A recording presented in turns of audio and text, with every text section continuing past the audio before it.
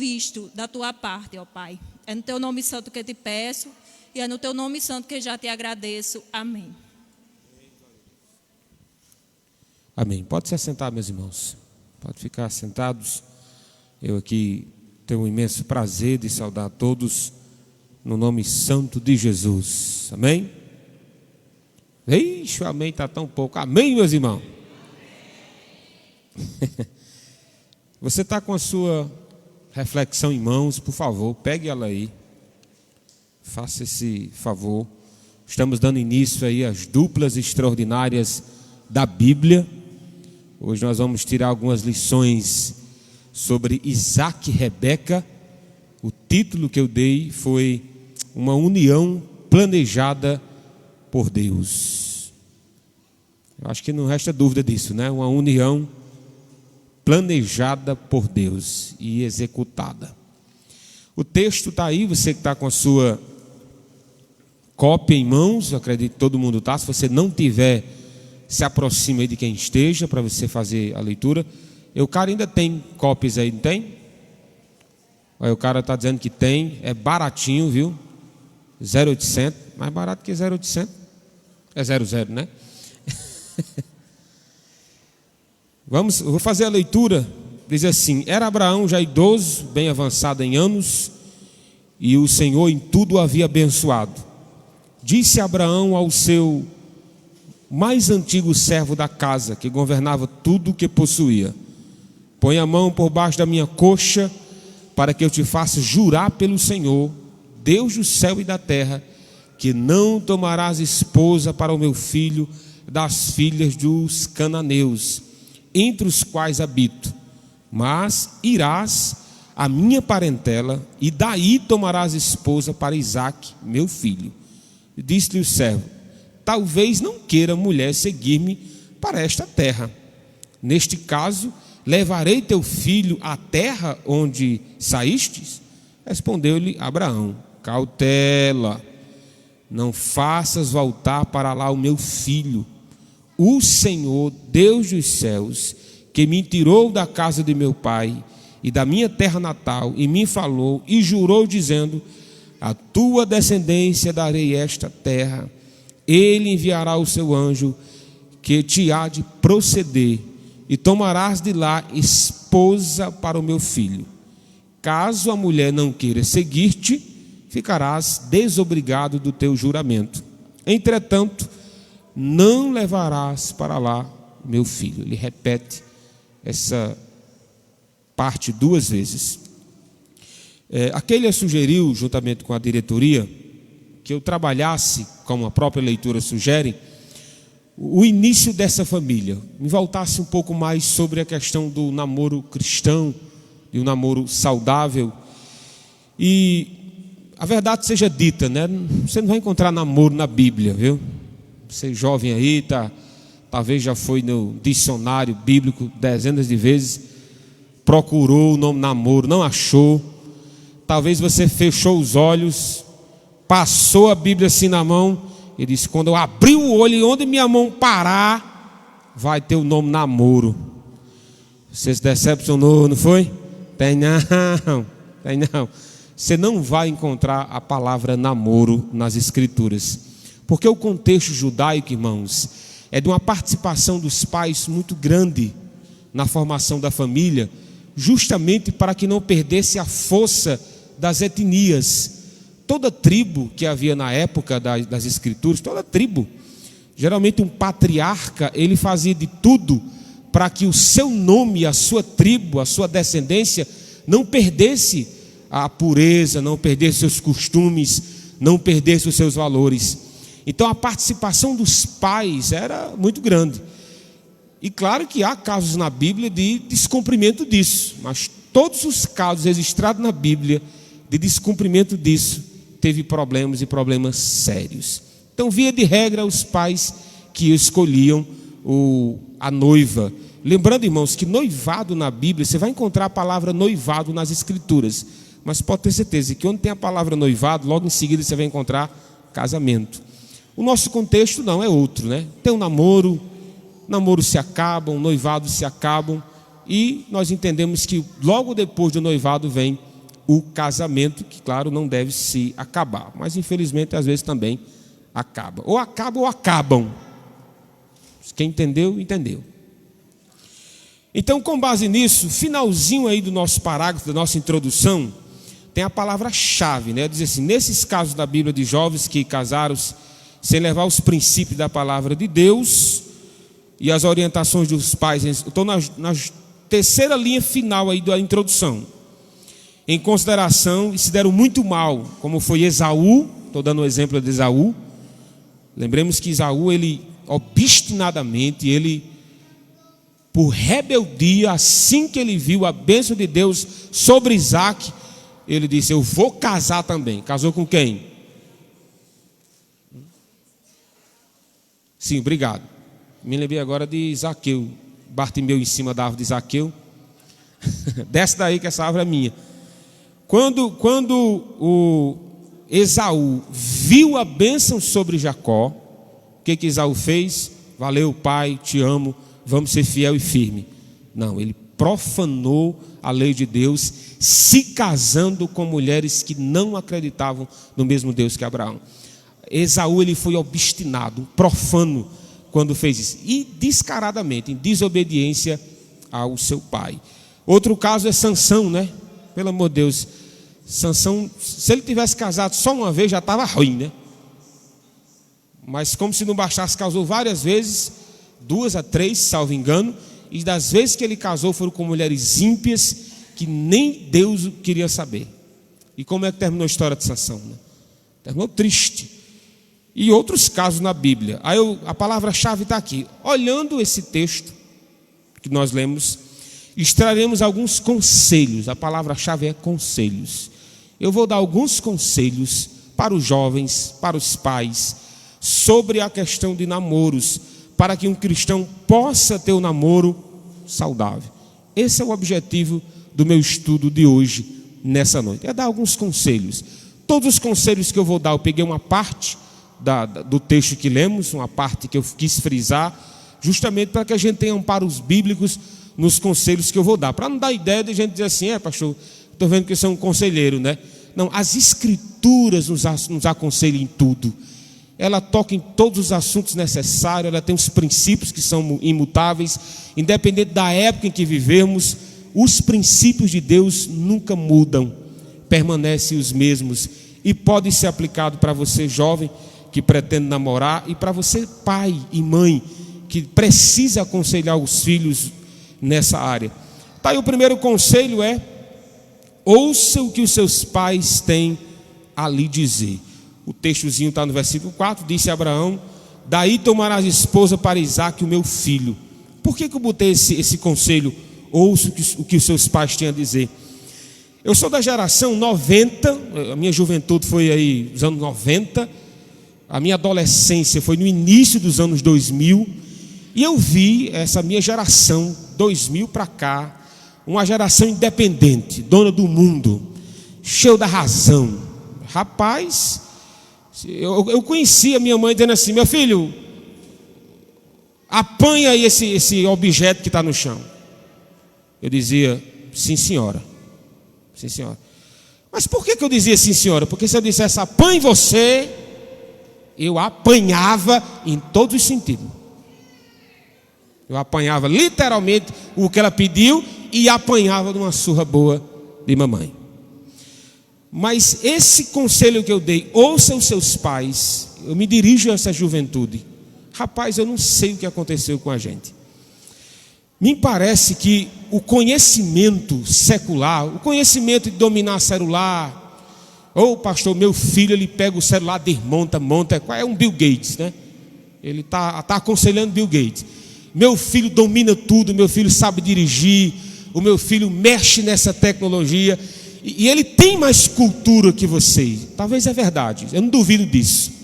Meu filho, quando pega a televisão, ele mexe, eu fico impressionado. Agora, pais, seus filhos dominarem a tecnologia não quer dizer que eles podem dominar vocês. Pais, quando você jovem olha para o seu pai e diz: pastor, eu sou formado, minha mãe é Dona Maria, minha mãe lavava louça na casa dos vizinhos. Minha mãe é uma doméstica. Olha, meu filho, você pode ter a formação que você quiser ter, mas enquanto você estiver dentro da casa dos seus pais, é eles que têm autoridade sobre você. Está entendendo? Você pode ter a educação que você tiver, a formação que você tiver, mas eles sempre terão da parte de Deus autoridade sobre vocês. Pastor, eu domino a tecnologia, mas você nunca tem nas escrituras a autoridade e domínio dos seus pais. No namoro, permanece a mesma coisa. Pastor, eu estou pensando em... Pastor, eu me apaixonei, pastor.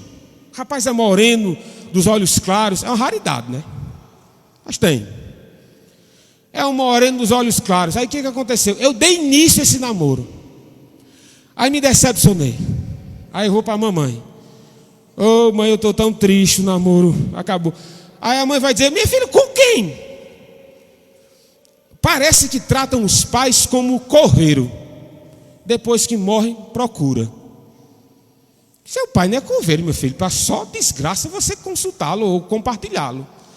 O seu pai e seus pais devem participar de todo o processo, para que a eles o oriente. Está na apostila isso, viu? Eles são maduros. Já te decepcionaram, você acha que não? Você acha que todo o namoro dos seus pais foi um sucesso? Não. Alguns sim, o primeiro namoro terminou em casamento, mas isso é exceção, não é regra não. Então ouça o que eles têm a dizer. Ouça se o seu pai dá a bênção desse namoro. O que eles... Pastor, mas meus pais, eles não são crentes. Mas seus pais, eles são dotados de moralidade. Deus deu a capacidade de moralidade a todo indivíduo sobre a terra. E os seus pais merecem respeito, independente da religião que eles participem, irmãos. Não, pastor, eu estou na igreja firme e forte, mas meus pais não. Continuam tendo autoridade sobre vocês do mesmo jeito. Quer ter um namoro saudável? Ouça o que os seus pais têm a dizer. Eles disseram ok, siga. Eles disseram não, pare. Pare. Pastor, mas eu posso contra-argumentar? Eu não aconselho você contra-argumentar com seus pais. Eu aconselho você contra-argumentar com Deus. Você ouviu o sim dele, que eu tenho certeza que você não vai ouvir. Entende o problema aqui? Qual é a base bíblica para esse conselho que eu dei em relação ao namoro saudável? De ouvir os pais. Só você passar a página aí. Eu dei 3 em cada conselho. Olha o mandamento. Dito por quem esse mandamentozinho aqui de Mateus 19:19? Dito por Jesus. Viu? Se Jesus não for o seu padrão de moralidade, eu não sei mais quem é, não. Por que eu tenho que ouvir o que os meus pais têm a dizer sobre o namoro que eu quero entrar ou não? Será que é porque meus pais mandam e eu simplesmente obedeço? As escrituras orientam vocês a isso, jovens. As escrituras dizem: honra o teu pai e a tua mãe. Isso é o que? Isso é um conselho da parte de Deus. Isso é um mandamento, irmãos. Isso é mandamento. Sabe aquele mandamento que diz: não matarás? É na mesma sequência, é o mesmo Deus, é o mesmo autor, tem o mesmo peso, a mesma autoridade de honra os teus pais. Se ele diz não, é não. Eu não estou dizendo com isso que é fácil ouvir um não no pai quando você se apaixona por um moreno dos olhos claros. Você pode olhar para o seu pai e dizer: papai, você está dizendo não, mas você tem certeza? Mamãe, a senhora está dizendo não, porque a senhora não viu ele. Quando a senhora vê, a senhora vai mudar de ideia. Mas é interessante, irmãos, que quando as escrituras dizem que devemos honrar os pais, não é um honrar com tolices, né? Já que a Bíblia mandou, mas por que a Bíblia mandou? É porque sobre os pais que está a bênção das nossas vidas amanhã. É sobre os pais que está os conselhos que nos protege de feridas profundas. É sobre os pais que está a bênção de Deus sobre o meu casamento. Quando eu estiver em crise, é no colo do meu pai que eu vou chorar. É a minha mãe que eu vou procurar. Mamãe, eu estou com uma crise tão grande no meu casamento, ajuda-me. Entenda que os pais sempre serão referenciais em todos os dias, em todos os momentos. Não existe ex-pai ou ex-mãe. Então, antes de pensar em casar, você está pelo menos honrando o seu pai. Pastor, eu sou o maior namorador da igreja. Ô, título ruim esse seu, viu? Eu queria saber se você é o melhor crente, o que serve mais, o que honra mais os seus pais. Isso é uma honra, né? Ser o que serve mais. Outro texto que eu citei está de Efésios, né? Filhos, obedecei a vossos pais no Senhor, pois é justo. Honra teu pai e a tua mãe, que é o primeiro mandamento com promessa, para que te vá bem e sejas de longa vida sobre a terra. Você não tem ideia de quantos homens se casaram com mulheres que os pais desaprovaram, não pela cor da pele, não estou falando de racismo não, é pela moralidade da moça, ou então do rapaz, e se casam. Adivinha onde é que o filho deixa de andar? Na casa dos pais. Perde o vínculo, ele enfrenta tudo por uma paixão juvenil, inclusive os pais. Aí quebra a cara. É um namoro sofrido, é um casamento sofrido. Agora me responda, onde é que está a bênção de Deus sobre uma decisão dessa, né? Aí Paulo diz assim, esse é o primeiro mandamento com promessa. Quantos não morrem cedo, quantos não apanham nos seus lares, quantos não têm um casamento abusivo, porque quebrou esse mandamento. Honra o teu pai e a tua mãe. A mãe chega e diz, minha filha, olhe a desgraça que você está entrando, minha filha, não faça isso. Não, mamãe, mas eu estou apaixonada. A mãe olha assim e diz, minha filha, paixão se acaba.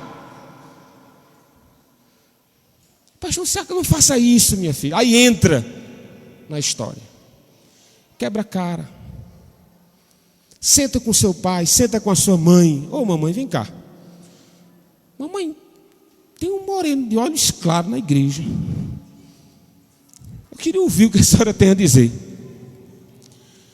Eu estou dizendo moreno de olhos claros porque eu sei que aqui não tem nenhum.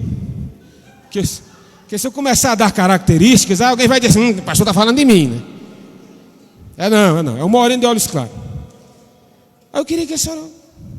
Aí a mãe disse, deixa eu conhecê-lo, os pais, deixa eu ver o convívio da igreja, deixa eu ver o que esse jovem tem a oferecer a ele mesmo. Aí a mãe vai conhecer, está lá o rapaz de camisa regata, tatuagem no braço escrito sopa em japonês, que ele não sabe nem o que é japonês, escreveram sopa e ele não sabe o que é. Aí a mãe disse, meu Deus. Aí é a primeira vez que vão se ver, aí olha para a senhora, aí vai dar graça e pai e diz, ei, minha sogra. A mãe, se fosse católico, se benzia, né? Meu Deus. Faz o seguinte, jovem, ouça o que o seu pai tem a dizer, antes de procurar o pretendente. Ouça. Isso vai proteger você tanto. Isso vai abençoar tanto a sua vida. Isso é mandamento, irmãos, de honrar os seus pais. Segundo conselho para aqueles que querem quebrar o primeiro, aí tem o segundo. O que é que diz o segundo? Não negocie sua fé por um namoro. Diz aí, não tomarás esposa para o meu filho das filhas dos cananeus, entre os quais habito. Era Abraão dizendo para o servo dele, olha, você vai procurar uma esposa para o meu filho. Agora não procura desse povo aqui não. Agora ele pode dizer assim, nossa, como Abraão é racista, como Abraão é machista, eletricista, tudo que é isto ele é. Mas não, Abraão estava querendo proteger o filho de quê? De uma miscigenação de fé. Toda fé somada, a gente diz assim, pastor, quanto mais fé melhor, né? Em oração, casamento não. Eu tenho uma, pastor, ela é bonita, ela canta bem, quando ela, chegou, eu me arrupei quando eu escuto ela cantando. É mesmo, pastor, mas só tem um detalhe, pastor. E qual é o detalhe? ela é mormon. Eu digo, meu Deus. Você sabe o que é mormon, irmão? Os mormons, eles acreditam que vai chegar um determinado nível que você vai superar até Deus. Só isso. É isso aí. Coisa pouca, não sabe? Ele chegou a dizer que a nossa Bíblia é ultrapassada, porque Deus deu um novo testamento. Eu estou usando um exemplo extremo, né? Mas às vezes o cabo não é nada, não tem fé nenhuma. Só fede a pecado. Pastor, mas pastor, ele é um trabalhador. Eu não quero que você vá por aí. Eu quero que você vá pelos princípios da palavra de Deus. Vamos para a Bíblia. Olha os textos que eu separei aí. Diz o seguinte: primeiro, Judá, usei exemplos do Antigo Testamento e do Novo. Judá, eu estou na letra A do segundo conselho. Judá tem sido desleal e a abominação se cometeu em Israel e em Jerusalém, porque Judá profanou o santuário do Senhor, o qual ele ama. Como foi a profanação? O texto diz: se casou com a filha de Deus estranho. Alguém pode dizer assim, inclusive eu fiz questão de escrever isso: pastor, mas eu conheço uma irmã que casou com um católico, hoje ele é crente, está tão bem, está firme, está forte.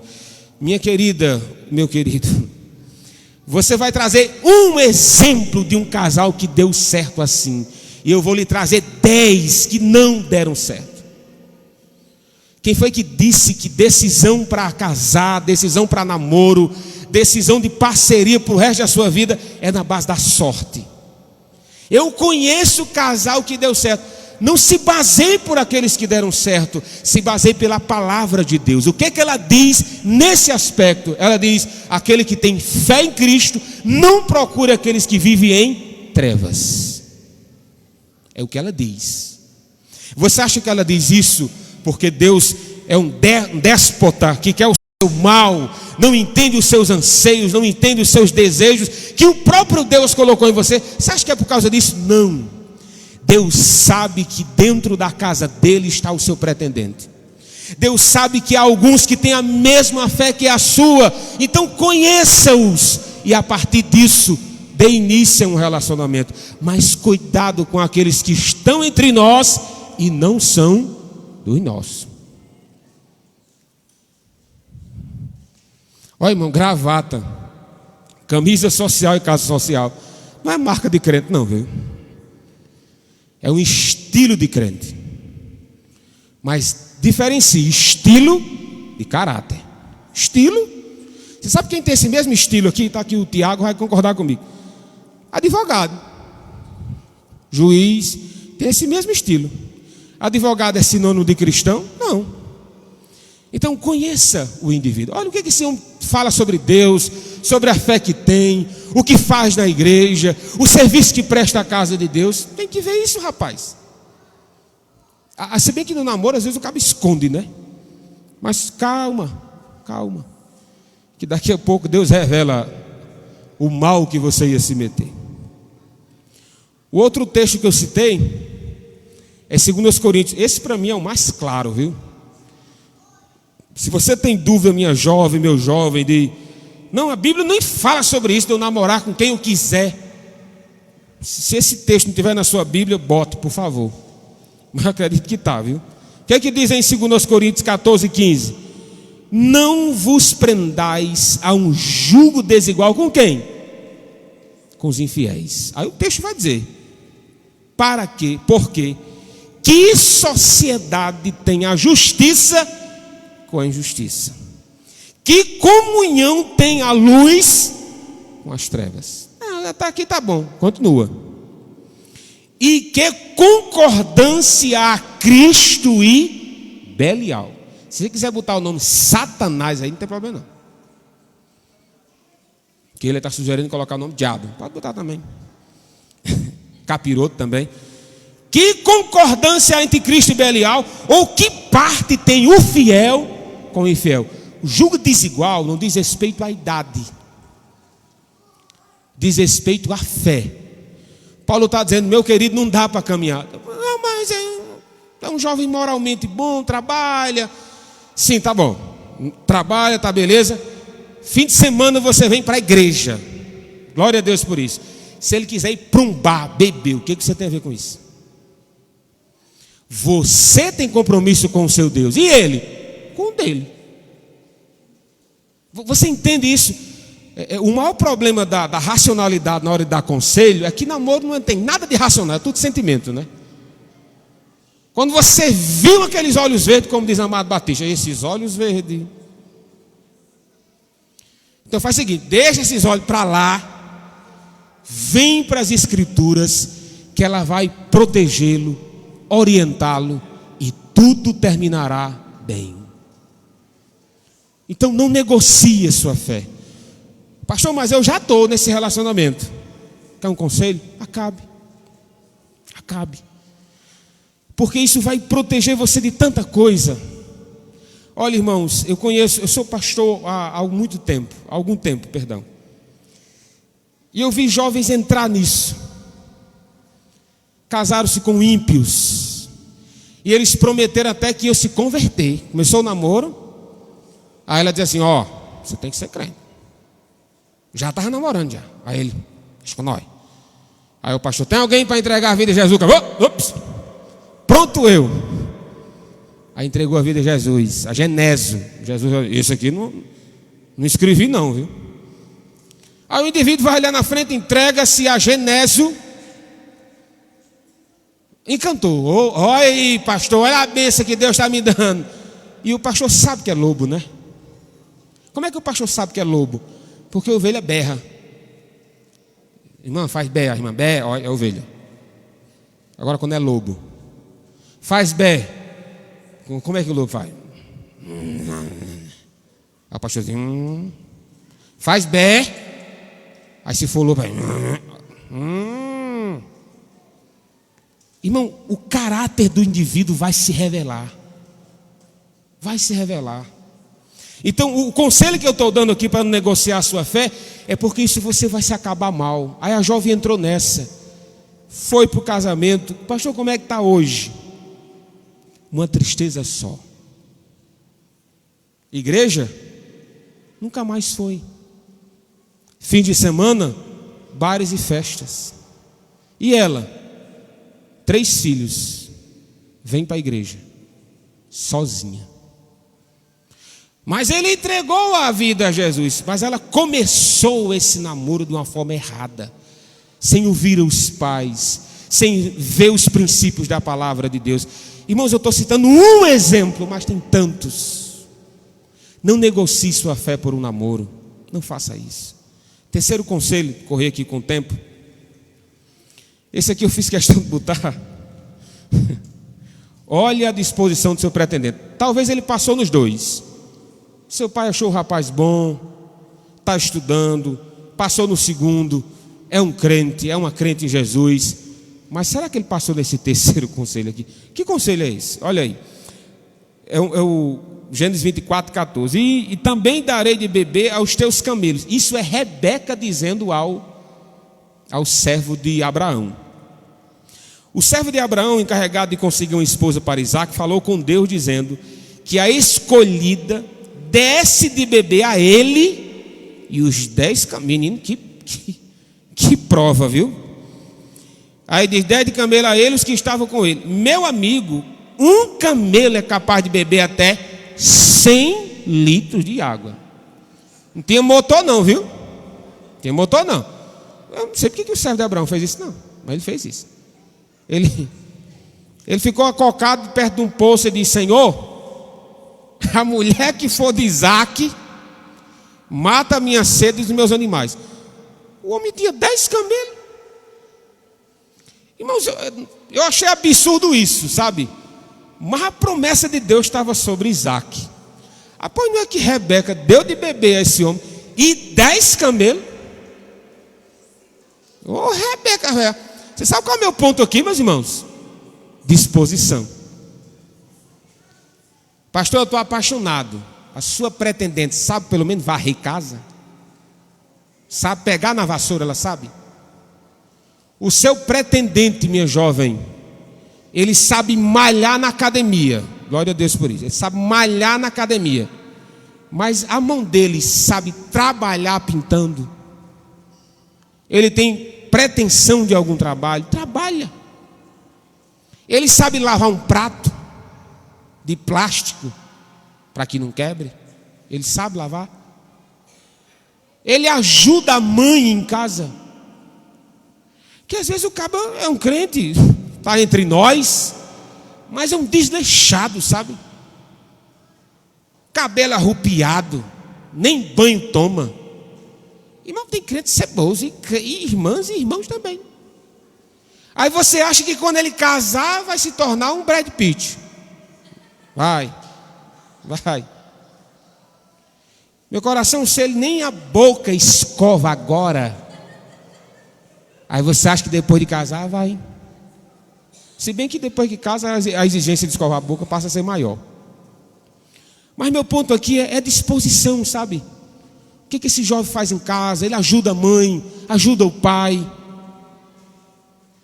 Preste atenção nos serviços que faz. Como é que ele faz em casa? A minha sogra fez algo que eu achei fantástico. Estava namorando Thalita, compartilhei com os pais dela sobre o namoro. Aí dona Neide mandou uns espiões investigar a minha vida em Caraúbas. Ela chamou um jovem que ela tinha muita afinidade e disse: vem cá, meu amigo, vai em Caraúbas. Aí ele disse: vou lá todo dia. Sonda lá na igreja. Aquele morenozinho que está aqui querendo rufiar minha filha. Sonda lá para saber o testemunho que aquele rapaz tem. E o cara foi. Olha, nota 10 para minha sogra, viu? 10. O cara foi. Só que ele foi perguntar a quem? Logo, eu era amigo de todo mundo na igreja, né? Aí o jovem disse: ei, o que Arthur faz aqui? O que Arthur fazia aqui? Rapaz, pregava, evangelizava, estava ativo na casa de Deus. Rapaz, é um jovem de Deus. Aí ele disse: só um disse isso. Ouviu o outro. Aí ouviu o outro, terceiro, quarto, quem ouviu 10, ele disse: agora só preciso o pastor. Aí o pastor disse: que pena que Arthur saiu daqui. Ô pai, você ouve falar pelo menos de que buraco saiu na namorada da sua filha? Ou foi de manhãzinha, ela saiu só, aí de noite, opa! Ô irmão, saiba a vida do pretendente da sua filha, do seu filho. Sonde um pouco. Pastor, mas para que sondar um pouco? Porque o que se faz da vida quanto ao serviço, quanto ao trabalho, será um reflexo para o casamento, rapaz. Se o seu pretendente nem de trabalhar gosta, aí você acha que ele vai trabalhar para você? Sabe o que vai acontecer na sua vida? Você vai pedir esmola para dois, para você e para ele. Você sabe quem é que está amando o feminismo? Amando o feminismo assim, grandemente, é os homens banana. Agora o homem tem preguiça de trabalhar. Não gosta de sair de casa. Aí vem a mulher e diz: eu lhe sustentarei. Aí o homem diz: oh, obrigado. Eu sou dono do meu dinheiro e você é dona do seu. Aí o homem diz: eu ganho pouco, tudo o que eu preciso ela me dá. Quem está amando o feminismo é um banana. Claro que o homem de Deus, claro que vai fazer isso. Trabalharão os dois, se unirão pela causa da família, se ouvirão para ver se precisa realmente os dois trabalharem. Mas o ponto aqui é: alguém precisa trabalhar na história. O seu pretendente sabe trabalhar? Pastor, eu dei início ao meu namoro com 10 anos. Eu digo: 10 anos foi? Aí como 10 anos começando a namorar. Eu digo: jovem, tem futuro o negócio? Não, pastor, se você souber qual é o sonho dele, ele tem um sonho de criar seu próprio videogame. Eu digo: Senhor, tem misericórdia dessa alma. Então você tem que saber se os jovens trabalham. As bases bíblicas estão aqui, eu vou correr. Letra A diz: e procureis viver quietos e tratar dos vossos próprios negócios, trabalhar com as vossas próprias mãos. Tem que saber se o homem gosta de trabalhar, seu pretendente. tem que saber se ela gosta de trabalhar, seja fora de casa, seja dentro de casa. Aí outro texto que eu usei é um mandamento, né? 6 dias trabalharás e farás todo o seu trabalho. Diz respeito ao sábado, não é assim?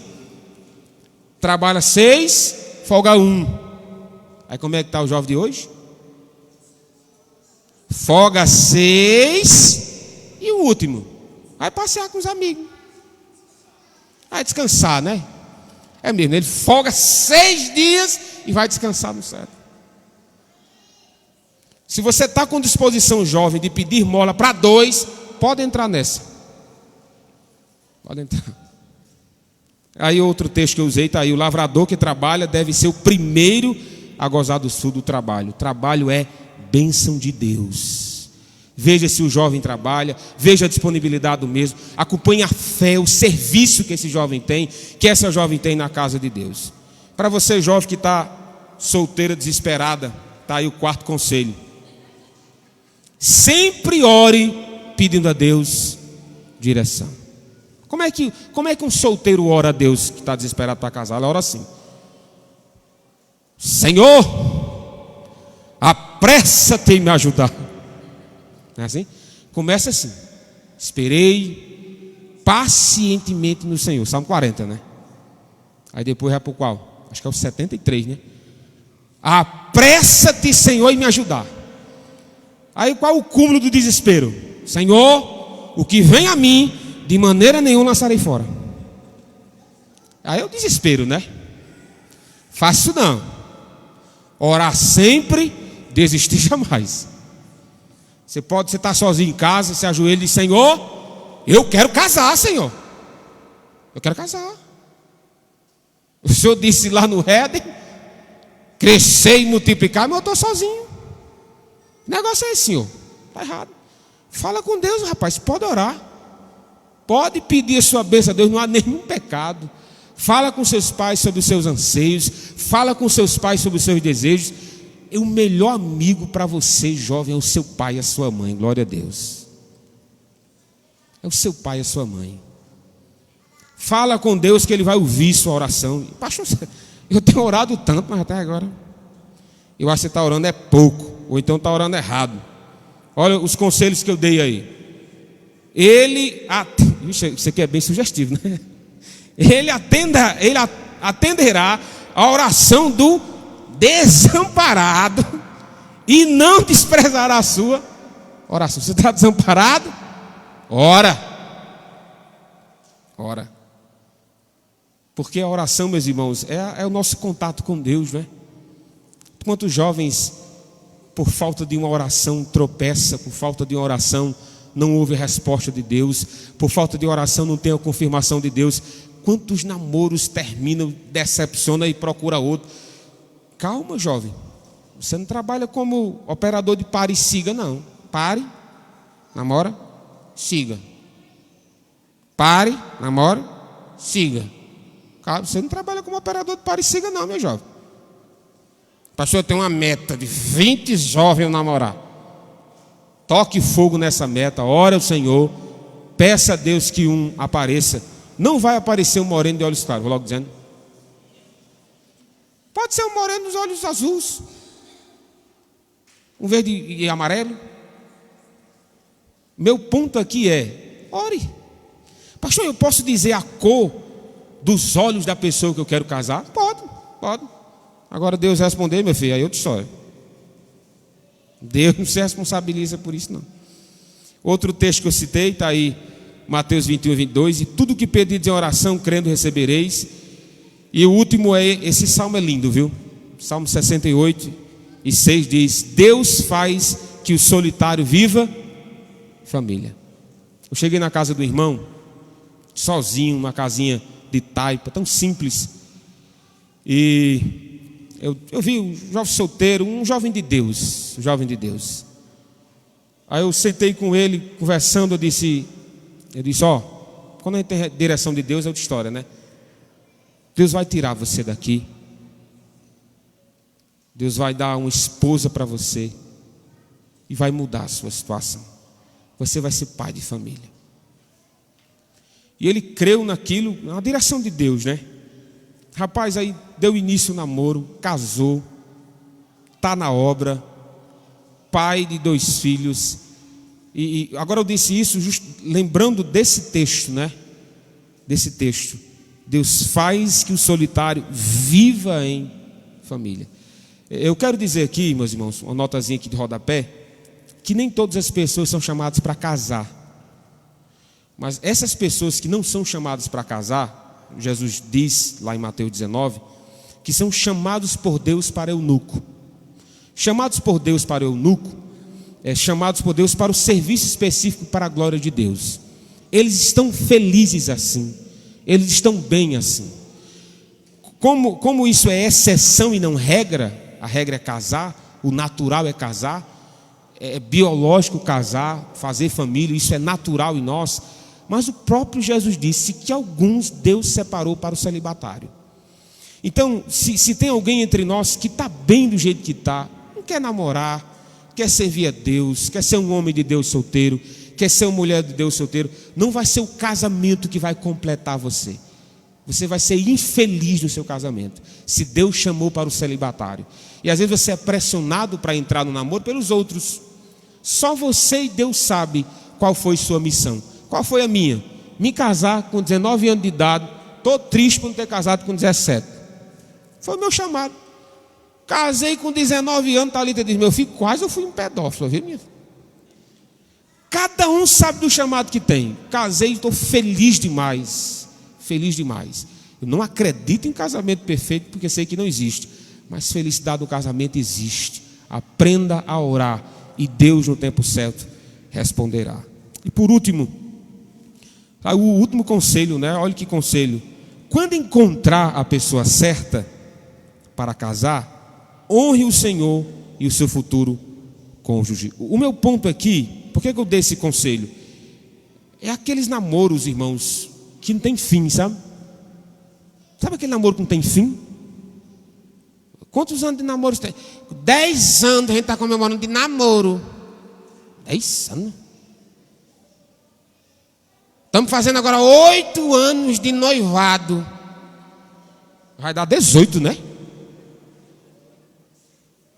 Meu Deus. Faça isso não, minha irmã. Faça isso não. Se você não tem estrutura financeira, emocional, não tem a bênção dos seus pais para entrar nisso, não entre. Não entre. Porque há jovens que acabam o namoro e tiram a vida. Sabe por que tiram a vida? Porque não tem estrutura emocional para o abandono. Geralmente o primeiro namorado cria em nós uma ideia de perfeição, não é?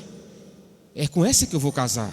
Essa menina não tem defeito, ela é perfeita, ele é perfeito.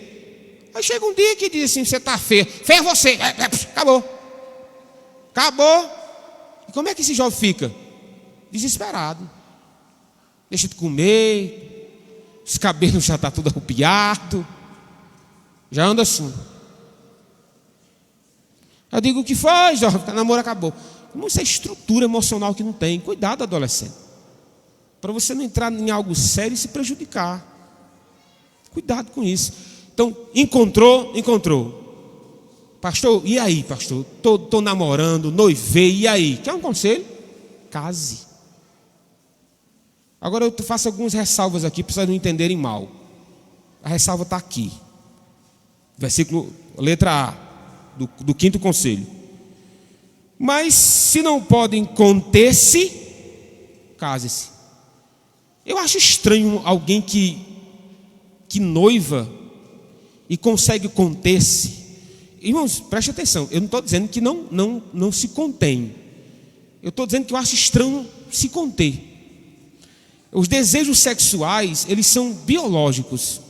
Então, dependendo do tempo do beijo, é natural que algo esquente. Geralmente, quando o beijo esquenta em cima, embaixo está quente também.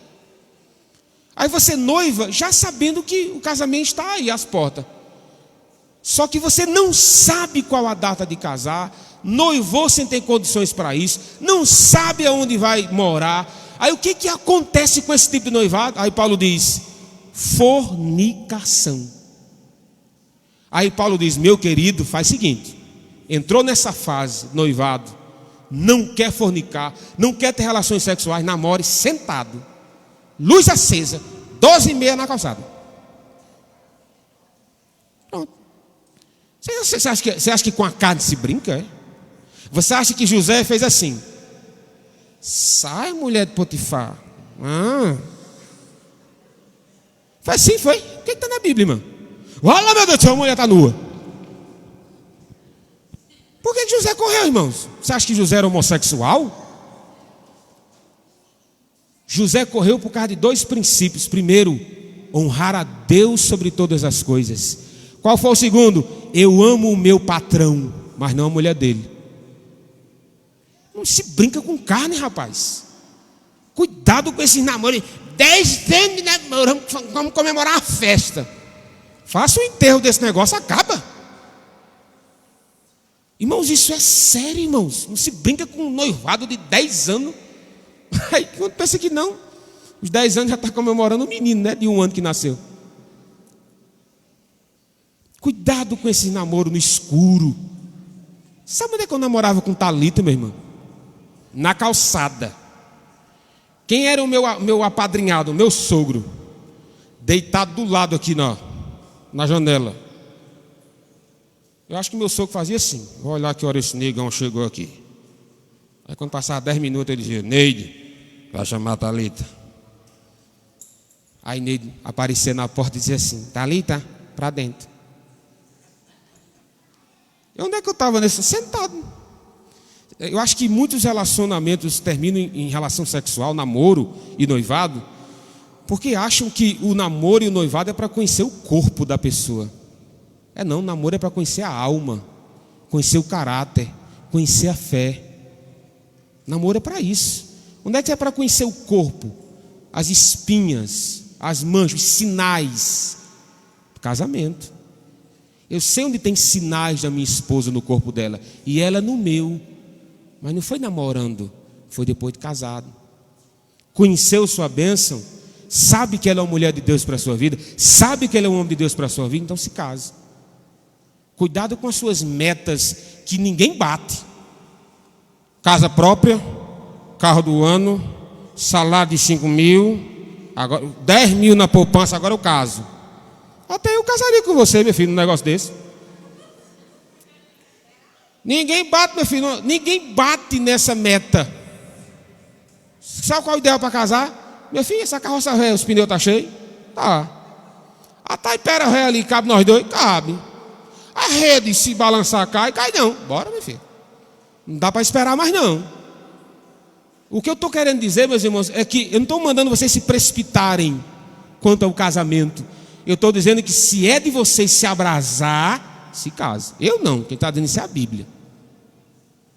Se é de fornicar, se case. Pastor, mas a casinha está tão feia. Entra nessa casa, meu filho, mas com a bênção de Deus. Amanhã vocês rebocam, amanhã está cheio de menino, e a bênção de Deus sobre vocês. Eu encerro dizendo o seguinte: seus pais, está um finalzinho, né? Com aplicações, desculpa aí o tempo. Seus pais devem ser ouvidos, pois assim a palavra nos orienta. Esse negócio de o pai ser o último a saber. Eu parei na casa da irmã Nicélia. Eu disse: Nicélia, vamos fazer aqui a oração forte. A Nicélia disse: por quê? Eu disse: vou pedir Thalita em casamento. Aí Nicélia e Niceia, né? A impressão que eu tenho é que eu fui saindo, elas falaram assim: Deus abençoe, Deus o guarde, Deus. Foi a família que me acolheu para orar por mim de uma maneira intensa. Eu cheguei lá, pedi minha esposa em casamento. Eu disse: olha, quero casar, eu quero honrar sua filha. Aí eu achava que eu levaria o nome do meu sogro. Aí minha sogra disse assim: eu não dou não. Aí meu sogro em pé olhou assim para a Neide chorando e disse: ele pediu sua mãe em casamento, foi? Eu entendi que ele está pedindo a moça. Ele não chamou nem de filha, viu? A moça não quer, rapaz? Casa? Entrou. Nessas horas eu acho que Nicélia está orando em casa. Aí ela disse: eu não. Minha filha não sabe lavar. Eu digo, eu ensino. Nunca cozinhou, eu cozinho. Eu ensino. Você acha que o problema é esse? Por que ela não fazia? Por que minha esposa não cozinhava na casa da mãe? Porque minha sogra cozinhava de 4 horas da madrugada. Criou o hábito para os filhos ir cedo para a escola. Então quando Thalita acordava, estava tudo pronto, com exceção da casa, que sempre lavou a minha esposa. Sempre ajudou a mãe, sempre. Para não pensar que eu estou me contradizendo nos conselhos que dou, né? Aí o 2 é: nunca flerte com as trevas, isso nunca acaba bem. Pastor, mas uma jovem tão bonita, mas quem é o pai dela? É Satanás. Tem coragem de chamar o Satanás de sogro? Porque o seu pai é Deus. Jesus olhou para os ímpios e disse: vocês têm por pai o diabo. Meu filho, ter o diabo como sogro, você tem a coragem, viu? Faça isso não, meu filho, não entra nessa não. Não vá não. Não vá não. Nunca flerte. Eu não estou dizendo que é fácil, mas eu estou dizendo que é bíblico. Terceiro conselho que eu lhe dou: fale com Deus sobre os seus desejos, Ele te ajudará. Irmãos, eu já fui jovem, fui adolescente, sou jovem ainda, né? Eu sei o que é isso, eu sei o que é desejo da carne, você também sabe. Você acha que eu sou um superman no namoro? Você acha que eu namorava sentado porque eu me considerava puro? Não, porque eu era um pecador mesmo, e se eu não tivesse sentado, algo ruim podia acontecer, né? Bom para a carne, ruim para o meu espírito. E o último conselho que eu dei: deixe de enrolar a sua noiva e se case em nome de Jesus. Deus te abençoe e até a próxima, tá? Isso é só a abertura, viu? Das duplas extraordinárias da Bíblia. Uma salva de palmas para Jesus.